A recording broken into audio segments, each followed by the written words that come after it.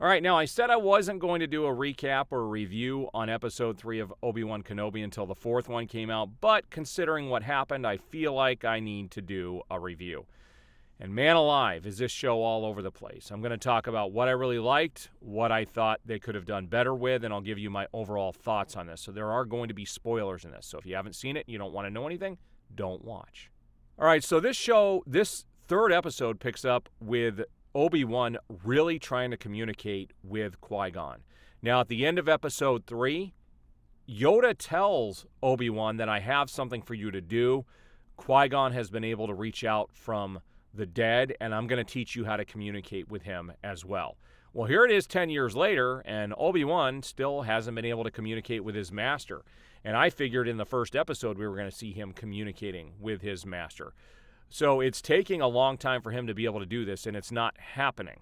And I hope they go in to explain why and how this is all going to come down. I really do think we're going to see Qui-Gon before the end of this series, or this season. I think there's going to be more because Ewan McGregor during the Star Wars celebration did say that, you should be excited to see, episodes 7, 8, 9, and 10. So I do know they're going to be coming back with another season for sure. But I don't know if they're going to explain enough during this season. We've already had 3 episodes, and they haven't explained a whole lot. And my biggest issue with this is Reva in general, and I'll talk about that. And not her acting. I think she did a lot better in this episode, but I'm going to explain why I'm not digging her character here in a minute. But Obi-Wan still has not been able to communicate with his master. At the same time, we have him and Leia trying to get away, but he knows Vader is going to be coming after him. He does find some help with some defectors from, the rebels, not the rebels, why can't I think of the name at this stage? Good grief, I sound like an amateur here, but I'm a huge, massive Star Wars fan. But anyway, he does find some help. And he does get caught at one point and does get this help from this girl who is a commander there. And she ends up having a kind of a way station where they can help smuggle people in and out of the city that Obi-Wan and Leia are in. Now, there were a couple of touching moments, too, but prior to all of this happening, one where Leia asks what am I doing? Where Leia asks Obi-Wan about the Force and what's it like to use the Force. And he gave this analogy of, imagine being afraid of the dark or being in the dark. If you're afraid of the dark and you turn the light on, he asked her, how does that feel? And she talked about being comforted, and it was a good feeling. He said the Force is the same thing. There was also a touching moment where he was in a transport with some stormtroopers, and he accidentally called her Leia when he called her a different name, and he had to make this excuse that was her mother's name, and it's really hard for us, and she passed away. And he's actually talking about Padme, and he talks about how they've all missed her very much, and it was a very touching moment, the most touching moment in the series so far. So that stuff was well done. But going back to this way station, you find out that there's this Jedi that was in the Clone Wars, I forget his name off the top of my head, that has been helping smuggle people in and out, which is interesting. So this tunnel actually leads somewhere else.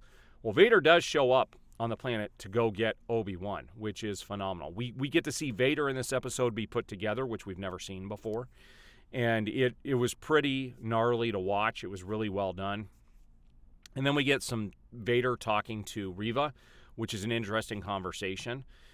And they nailed Vader. This is Vader through and through in this episode. It sounded incredible.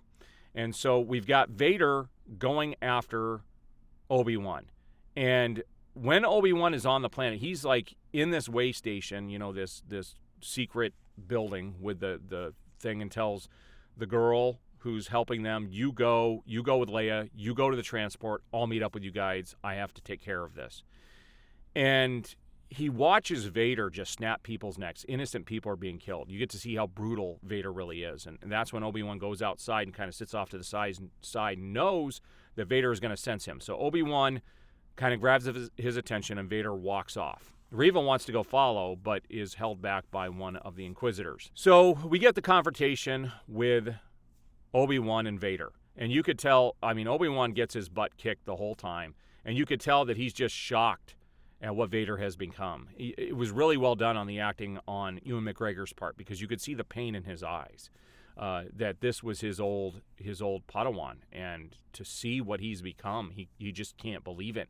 So he's caught off guard for the entire fight and almost gets killed when he's helped from the girl. The girl tells Leia, "You go ahead. I'm going to go help. I'm going to go help Obi-Wan." And I don't know if I keep saying Luke or not. It's so freaking irritating when I do that stuff. But anyway, Obi-Wan gets help from this girl. She ends up rescuing Obi-Wan, and we don't see where they go in this episode. But we do see what happens to Leia. Because this is my gripe with Reva. You know, they talk about the whole Mary Sue type of characters in movies where they take a female, make them all powerful, all knowing, to the point where they don't have any real value. Well, that's exactly what they're doing with Reva. Like, they have a lot to explain with Reva. First of all, how does Reva know that Vader is Anakin? And you kind of get the sense that she was probably one of the Padawans that was being trained in the Jedi Temple. They specifically show a group of kids that runs off, and one of them is a little black girl. And so I think everybody's assuming that's probably Reva. But the thing is, if she saw this go down, why would she ever become an Inquisitor? And I have a feeling, based on some of the dialogue in the show, that she's actually there trying to get close to Vader to actually kill him, which is just the way I'm kind of taking how this is going, and I don't know if that's going to happen or not. But here's the thing. Reva knows way too much stuff. Like, she knew where the end of this corridor led and was able to get there before Leia ever does. How does she know that? How did she know which building to go into and where this tunnel started in the first place and where it ended?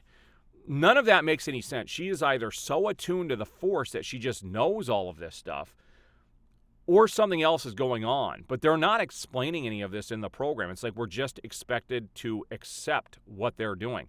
And that's terrible writing. That is just terrible writing. You can't have this all-powerful character and not explain how she's that powerful. I'm hoping the last 3 episodes we do get some explanation on that. But it was great to see Ewan McGregor and Hayden Christensen go at it in this episode. And this was the fight where he gets his butt kicked, and I'm looking forward to seeing the next battle. And it's rumored that the next battle is going to be a much longer, more fierce battle, and that Obi-Wan is totally going to get the upper hand. And that, to me, that insinuates that he is going to have to communicate with Qui-Gon. Qui-Gon is going to have to give him some information or help him with his training so that he's powerful enough to go up against Vader in the second fight, which will probably happen in the final episode, episode 6 of the season. I did love this episode way more than I did the first 2. You could tell more care was taken into it. They nailed Vader. It was good to see Ewan McGregor's response when encountering Vader. It was true shock. It was really well done. So I'm eager to see where this goes next. I'm hoping that we get some gold with Star Wars coming up in these next 3 episodes, but they have got to do some stuff with Reva, because Reva, at this point, it's just ridiculous that she's this powerful and knows all this stuff, and they're not telling us how this is happening. One possible explanation is maybe she's one of those, like the commander was, that helped Obi-Wan in this episode. Maybe she's helping people in the background, but I don't know how she would have time to do that if she's an Inquisitor and they're together all the time hunting down Jedi. There's just so much that doesn't make sense, and it's either going to be lazy writing on the part of Disney, or we're going to get some really good explanation here in the future. All right, so there's kind of my review and recap of Episode 3. I would give it 4 out of 5 stars. I still think some of the directing could be a little bit better, but for the most part, this was way far and just much better than the first 2 episodes. We'll see where this leads. I guess I will be recapping and reviewing this after every single episode. I do appreciate the support, and we'll see you guys on the next video.